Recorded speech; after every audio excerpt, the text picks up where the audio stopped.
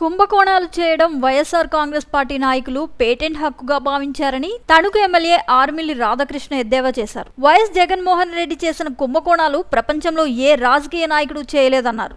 11 కేసుల్లో ముద్దాయిగా ఉండి 16 నెలల పాటు జైలు శిక్ష అనుభవించిన జగన్మోహన్ రెడ్డి ఆర్థిక నేరాలకు పాల్పడి రాష్ట్ర ప్రజలను దోచుకున్నారని ఆరోపించారు.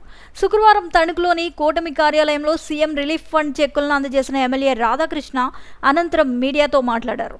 మద్యం కుంభకోణంలో 3,500 కోట్లు దోచుకొని బెంగళూరులో పెట్టుబడులు పెట్టుకున్నారని, ఆనాడు మద్యం దుకాణాల్లో డిజిటల్ పేమెంట్లు నిలిపివేసి కేవలం నగదును స్వీకరించి తాడేపల్లి ప్యాలెస్ ద్వారా బెంగళూరులో రియల్ ఎస్టేట్ చేశారని, ప్రస్తుతం పెద్ద ఎత్తున మీడియాల్లో కథనాలు వస్తున్నాయని తెలిపారు. అలాంటి కుంభకోణాలు చేసిన వ్యక్తులు కూటమి ప్రభుత్వాన్ని విమర్శించడం హాస్యాస్పదంగా ఉందన్నారు. కూటమి ప్రభుత్వం అధికారంలోకి వచ్చిన తరువాత నిరుద్యోగులకు స్కిల్ డెవలప్మెంట్లో శిక్షణ ఇచ్చి ఆర్థిక అభివృద్ధిని సాధించే దిశగా మహిళలకు సైతం రాష్ట్ర వ్యాప్తంగా 1.20 లక్షల మందికి కుట్టు మిషన్లపై శిక్షణ ఇస్తోందన్నారు. ప్రజలను తప్పుదోవ పట్టించే విధంగా కుట్టు మిషన్ల కుంభకోణం జరిగిందని, వైసీపీ నాయకులు అవాస్తవాలు ప్రచారం చేయడాన్ని ఆయన తీవ్రంగా ఖండించారు. టెండర్ల విధానంలో పారదర్శకంగా కుట్టు మిషన్ల శిక్షణకు సంబంధించి లక్ష్యానికి అనుగుణంగా శిక్షణ అనంతరం కుట్టు మిషన్లు అందించేందుకు ప్రణాళికలు చేసినట్లు చెప్పారు. 90 రోజుల పాటు శిక్షణలో భాగంగా నిర్దిష్టమైన లక్ష్యాలకు అనుగుణంగా 100% ప్రొఫెషనల్గా శిక్షణ ఇచ్చేందుకు పారదర్శకంగా టెండర్లు ఖరారు చేసినట్లు చెప్పారు. బీసీ, ఎస్సీ మహిళలకు శిక్షణ ఇచ్చి వారు ఆర్థిక అభివృద్ధి తద్వారా మహిళా సాధికారత సాధించే విధంగా ప్రభుత్వం పథకం తీసుకొచ్చిందన్నారు. వైసీపీ నాయకులు చేసిన కుంభకోణాలకు పక్కదోవ పట్టించే విధంగా కూటమి ప్రభుత్వంపై బురద జల్లుతున్నారని ఆరోపించారు. ముఖ్యమంత్రి సహాయ నిధి నుంచి మన తణుకు నియోజకవర్గానికి సంబంధించి దాదాపు 7 లక్షల రూపాయలు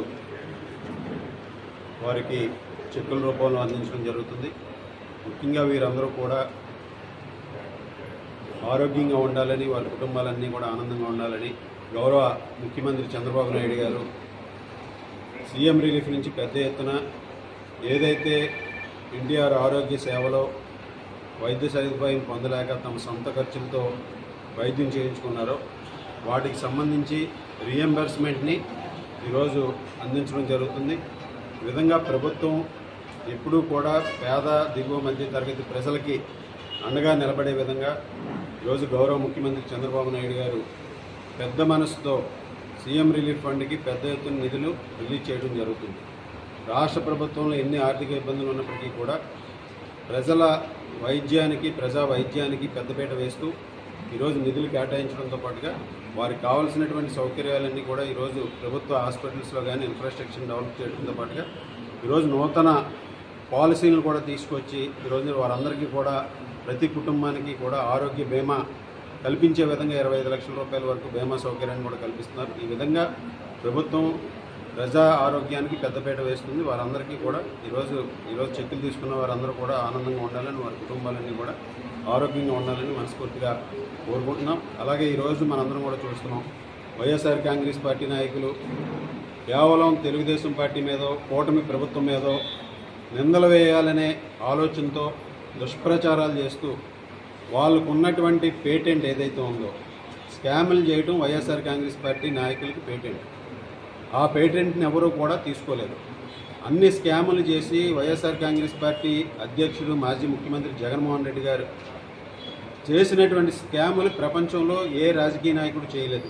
ఈరోజు 11 కేసుల్లో ముద్దాయిగా ఉండి 11 కేసుల్లో 16 నెలలు జైల్లో ఉండి ఆర్థిక నేరాలకి పాల్పడి ఈ రాష్ట్ర ప్రజలను ఏ విధంగా దోచుకున్నాడో మనందరం కూడా చూసాం.